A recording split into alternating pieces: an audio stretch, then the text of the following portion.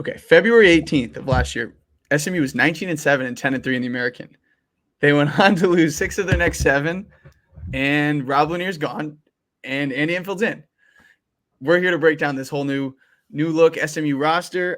Christian and Nick here with Billy Embody, who covers SMU for OnPonyExpress.com with On3 Sports. So, Billy, tell us what the vibe is around Andy Enfield coming to SMU and what to expect for the season in the ACC. There's a lot of excitement around the program, as on paper good of a job as Rob Lanier did, getting to 20 wins and things like that. You could tell, they kind of cratered at the end of that last season for Rob. And, going into the ACC, SMU knew, and you're seeing it with football, that they needed to make a positive impact right away. And they can do that in basketball even easier than football in a sense with the way the portal works and all of those things. And, hiring Andy Enfield was kind of that big step that needed to happen. He's been a proven coach in terms of taking his teams to the NCAA tournament. He's a solid recruiter. He's got NBA guys. He's been in a big market. He's been at a good private school before, as USC is. And so, SMU going and getting him, I think it was perfectly timed. I'm sure there were some USC people that were ready to, maybe get fresh blood in that program. But at the end of the day, that level of consistency overall from USC is what SMU's after. They want to be in the NCAA tournament. They want to be producing NBA draft picks. They want to be doing all of those things. And they said to him, hey, we'll give you all the NIL and support that you need to do this in a time where college basketball is, quite frankly, just out of control. And that's where Andy Enfield was really drawn to it, the support. He was able to bring pretty much his entire staff over, and that has really allowed them to hit the ground running. They went out and addressed their roster. They brought in 2 high school guys that were previously signed with Rob Lanier, and then they went out and they got 8 new players as well to join the program. So it's a completely revamped team. There's a lot of excitement going into the ACC, from it being the best basketball conference out there to all the teams that are going to be coming into Moody. Duke's coming, Louisville. I mean, the list kind of goes on. The schedule was just released last month. And so it really feels real now for this fan base. They're excited to support the program. Brand new locker rooms got done. The basketball facility is already pretty nice overall, but they just continue to get the support that they need to continue to build this thing. And so that was a part of it, is going out and getting a proven coach that isn't just somebody who's maybe had a flash in the pan. They wanted somebody who could consistently win and set this program up in the ACC. And that's what they feel like they've found in Andy Enfield. And so far it's been really good on all fronts. Yeah, it feels like from both parties' perspective, this was like the perfect reset button. Going to the ACC and just moving away from USC for Andy Enfield. I like the move a lot. I think pretty highly of SMU this season. What I'm most excited to see personnel-wise is me and Chris's guy, Boopy Miller from Wake Forest. We know he's pretty dynamic and he's dynamite. He's a crazy player. But we're excited to see him alongside Chuck Harris. So I think that can be a really fun duo. So what do you think at year one with Enfield? What can we expect out of Miller and Harris together?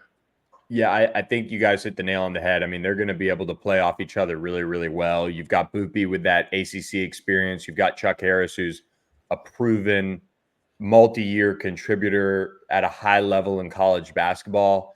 And I think they're going to be set up for success. Andy Enfield loves playing with, 2 guys that can really handle the ball, kind of with differing skill sets and things like that. And their front court's going to be, I think, pretty salty now that they got Samet Yigitolu from Turkey, who we'll talk about, I'm sure. But those 2 guys are going to set the pace, and they're going to, run things through them as far as the offense goes. And I think it's going to be really exciting to see, having Boopy with that ACC experience. I think it's really valuable for SMU. There are a couple guys on the roster, Matt Cross, that has had ACC experience, but for a lot of these guys, they've had power conference experience. They've had high major.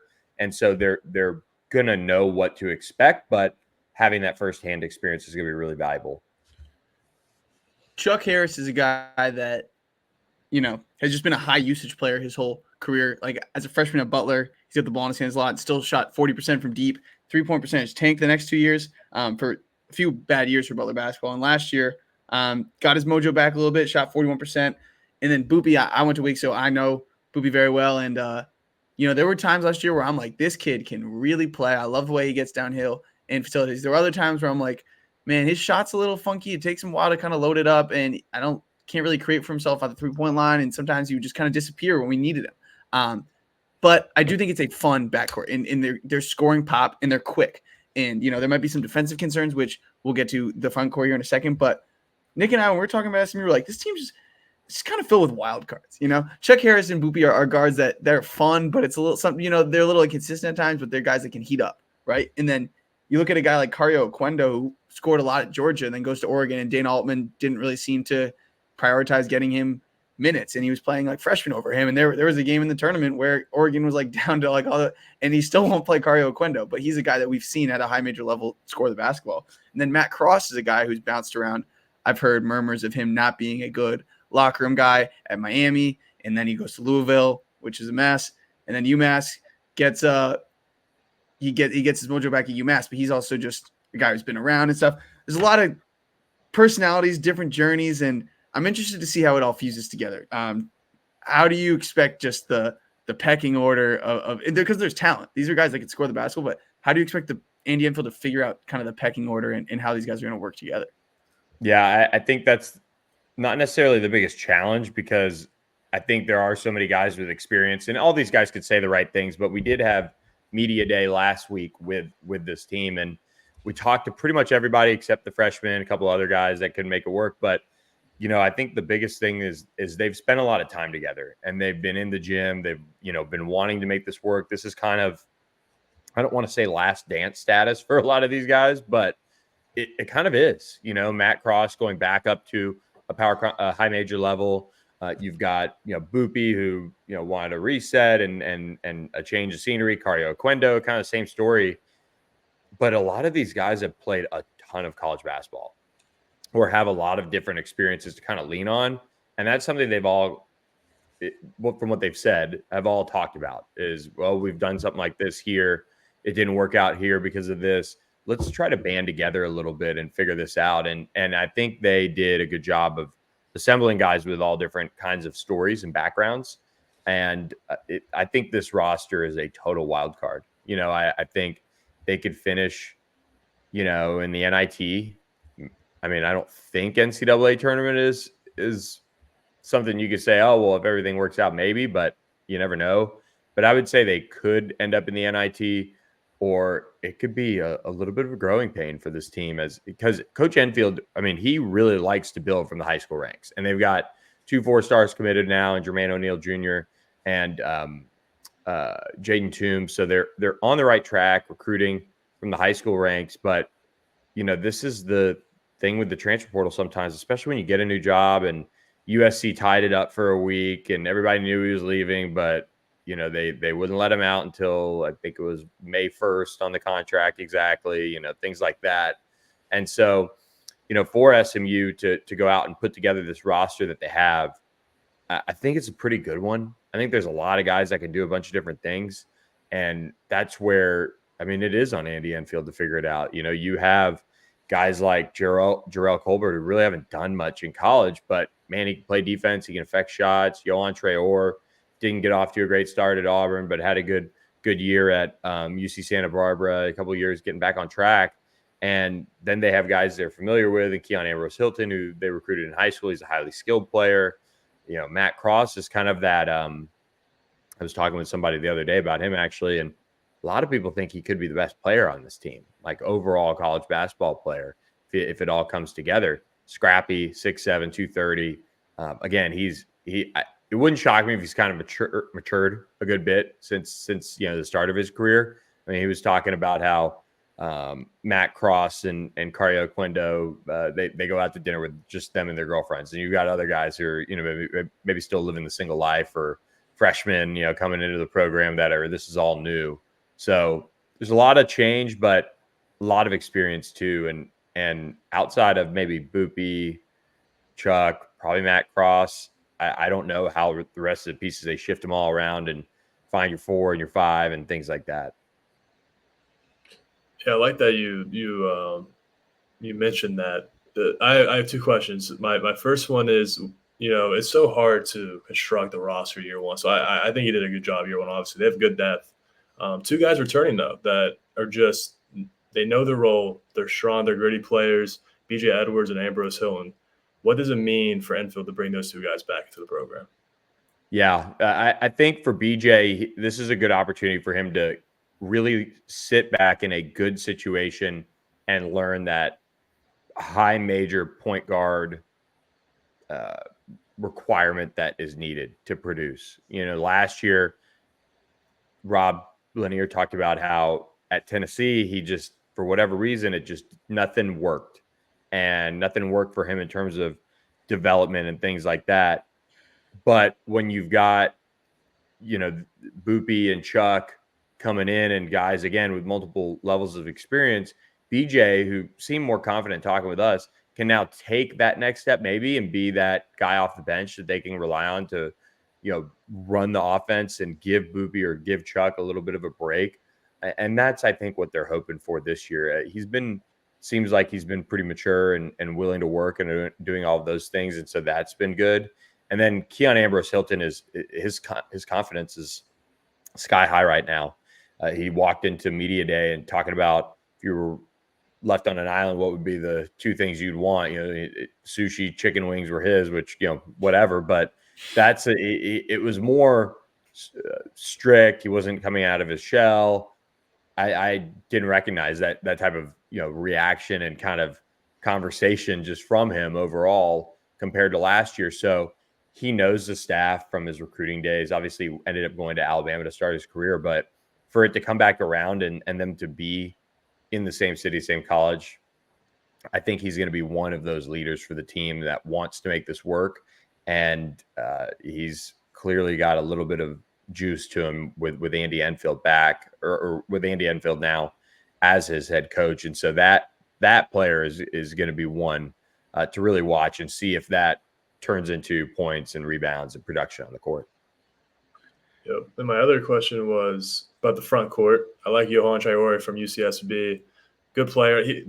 UCSB grossly underperformed last season, but he's a good player coming from there. And then the other one was you talked about earlier, the Turk, the 7'2" guy. I don't know how to pronounce his name. Samet Yegulu or Yigitoglu. Yigitolu. I've heard it's a little bit softer of a G. But yeah, Yigitolu is kind of what I'm rolling with for now.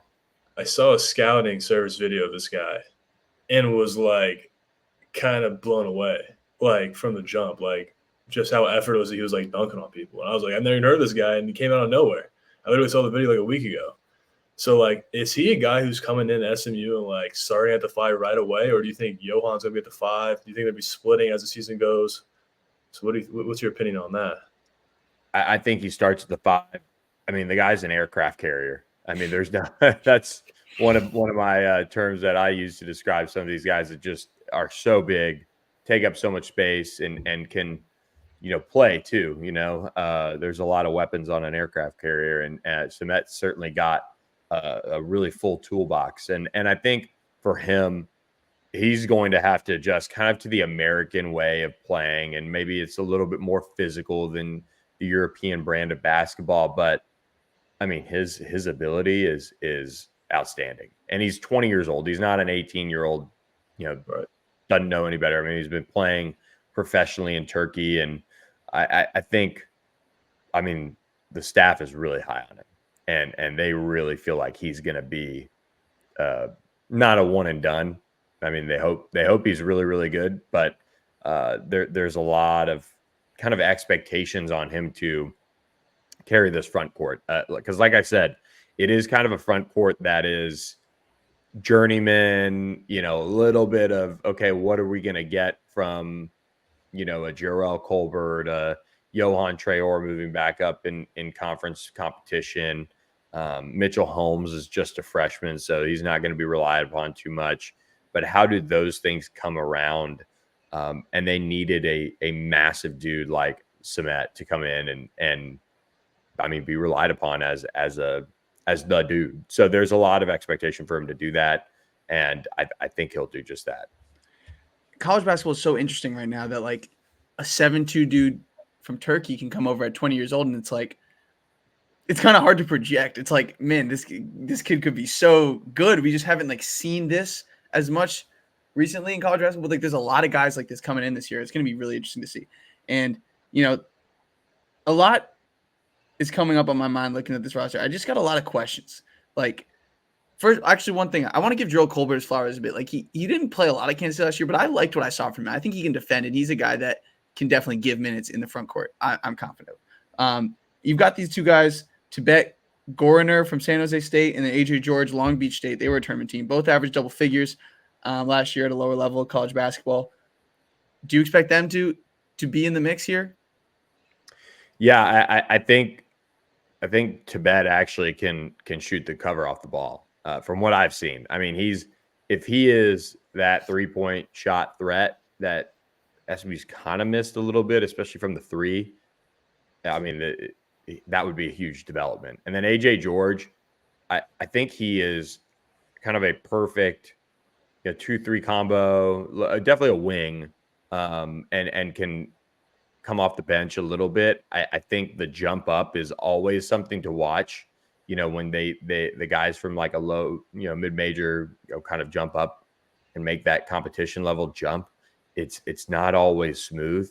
And but he's, super bright kid, has a lot of respect for Andy Enfield, is going to put in the work and do all the things they ask. And I think that's the challenge of putting together a college basketball roster, because you've got 13 spots and you've got to do some high school recruiting in a way.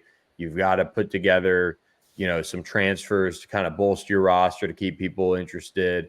And then you've got to obviously re-recruit your roster. And when you come in and you bring in, kind of some wild cards out there, to have a guy like AJ George, who played really, really well for Long Beach State, but coming in might not have to be the best 2 or 3 that SMU has, that's nice. And you can have a guy who plays hard and does all of those things. And so I think that's kind of his role. He'll be a guy off the bench, in my opinion, at least. But the size, his experience is certainly there, and I think that's important too. My thing with this SMU roster though is, and I've referred to this, like, I don't know, like, you got a lot of guys like that I just feel like are in it. I think it's going to be hard to manage the egos, and I think it's going to be hard to get these pieces to fit. And I referred to this earlier, but like, if you really dig into it, it's like you got a guy like Matt Cross coming in who is yes, I believe he's mature, but it's still like about him, and he knows how good he is, and like he wants the rock, and he definitely got paid to come here. Like the NIL thing, like we haven't really seen the drama behind it. But like, okay, I can tell you, Boopy Miller wanted more money from Wake than they were willing to give him, and I can put 2 and 2 together that if SMU had the money to get Andy Enfield and had this whole plan, that Boopy Miller got some money, and then Chuck Harris is the only guy coming back. It's like, to him, it's probably his team. He's had the ball in his hands for 4 straight years. Like Chuck Harris wants the ball too, and then Cario Quendo was averaging a bunch, I think 16 or 17 in Georgia, and then goes to Oregon. Now he wants the ball too. And there's only one ball, and there's, when you got Edwards and Ambrose Hilton coming off the bench as guys who can play a role, like that's good to have guys like that. George and Gorner, like they're excited to make the jump, but they're still guys who average double-figure scoring. And then you got this Turkish guy who might be the most like naturally talented basketball player on the team. So there's just a lot going on, and I think it's got the talent to be a tough out in the ACC. But for me, it's hard to envision this team becoming like a consistent, cohesive unit, especially when, like you said, Enfield wants to build through high school recruits. He's got a couple 3-stars on this team, Mitchell Holmes and Chance per year, and like he's probably going to want to get a look at those guys too if he knows he's building for the future. So, bottom line, I feel like it's a little bit Island of the Misfit Toysy, but there's hoopers on this team. So I think they're going to be very tough to predict, because I think there's going to be times where they look really good, and other times where it could be a mess. So, do you think that's fair? And if it does work out, like, paint the picture for me of how everything would come together. Yeah, I mean, it's hard to argue with that. And this is also, brand new situation for Andy Enfield. I mean, he's not a returning coach that just had to overhaul a roster. He had to come in and kind of calm the waters. He had to figure out where he was going to live and do this and do that and all those things. And I mean, in today's day and age of the transfer portal, until you get your base at wherever you are settled and your identity, and to build that identity, you do, in my opinion, or at least in Andy Enfield's case, he has to and wants to build through the high school ranks. And he knows at the same time, hey, this year we had to piece this together. They were on campus May 1st. The portal had already been open, 2 weeks and all of that. So there's a lot that probably is going to change compared to next year, where they'll be able to get a jump on things. They'll already know what to pitch. They'll know what this and that. And, if they have a halfway decent season, who knows, maybe even more money comes rolling in. But college basketball is so insane with the NIL. So I don't know if it's just like an SMU thing right now, but that is where SMU knew to go to the ACC, they had to take this jump. So it is a storyline in terms of how much money they're spending, because, it's just not a sport that is for the poors right now. That is just not, it's not there. Guys will leave. Guys have agents, and college basketball is far worse than where football's at. So there's a lot to manage here. And, I think one thing that oddly enough kind of stands out is how many of the guys actually call him Andy when talking about him.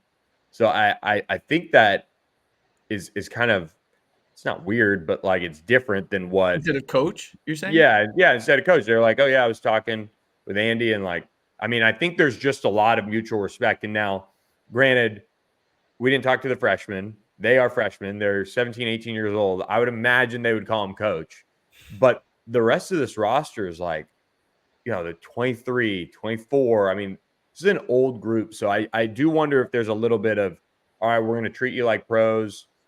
We'll figure this out. Everybody's going to just have to work hard to make this work. And, from talking with coaches and it's, you never know until the lights come on, right? But there is kind of that confidence of, hey, we like the group. We've built competitive teams. We've rebuilt USC at different points when we've been there and done it in different ways. But, they feel like they're going to be competitive. We'll just have to see. They also have a pretty solid schedule, too, of tests and things like that at Butler. They play LSU. They play Mississippi State. They've got an in-season tournament. They've got some other games in there. And, of course, that's before you even get to the ACC schedule. So if it comes together, it's that backcourt cooking a little bit. It's Samet stepping up. You get some really good production from Matt Cross, Tibet Gorner, those guys at the 3. Keon Ambrose Hilton plays with confidence, and they can, get this thing cooking where there's excitement around it moving forward. Any final words, Nick? No, I kind of agree with the outlook. I think it's a team that can beat anyone, but at the same time, they could lose to anyone. Just a super volatile roster. They're honestly, to me, preseason wise, the trickiest high major to grade, because I love these guys. I like the coach.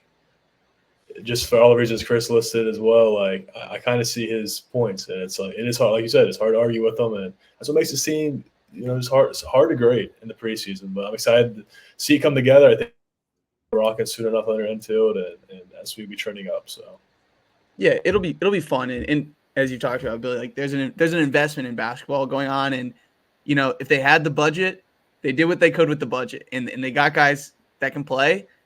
Will it fit? Was it the most strategic acquisition of players? Maybe not, but you got guys that can play, and you need that in the ACC. So that's step one. 100%. And Andy Enfield has a chance to flex his coaching muscles a bit, because there's times where he's looked like one of the best coaches in the sport, and then there's times where he's underperformed. So jury's out. It'll be fun to watch. So Billy, appreciate you joining us. I know you're locked in on football right now as well, but hope things year one in the ACC and SMU. I hope you're enjoying it. So appreciate you for coming on. Thanks, guys. I appreciate it. It's been a blast.